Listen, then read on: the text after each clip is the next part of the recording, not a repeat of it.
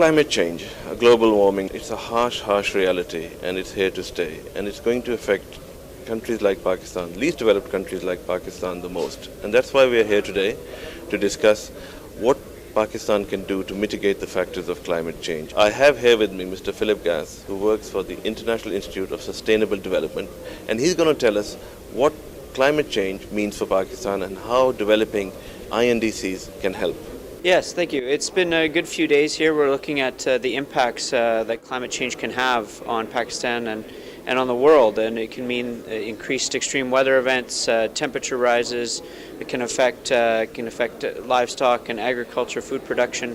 And so what we're trying to do here is to figure out some ways to reduce the impact of climate change by reducing emissions, but also building resilience and adaptation in various sectors as well, so that sectors can withstand climate change.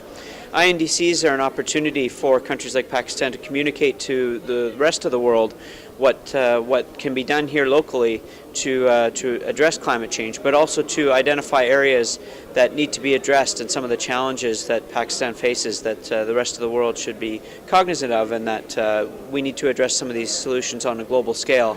And so by communicating an INDC, we can put Pakistan's position out there and ensure that we get the proper responses that we require. Do you think Pakistan will have to put in more effort than the rest of the countries who are going to be affected by climate change?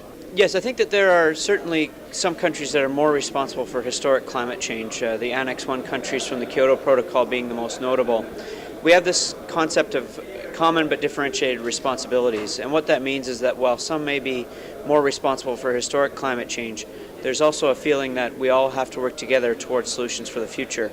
And so I think that Pakistan has been very positive in being a leader in that regard and looking to reduce its emissions, even though historically it hasn't been one of the main drivers of the emissions that are causing climate change. So it's positive to see that everybody is working together to be part of a solution in their own ways.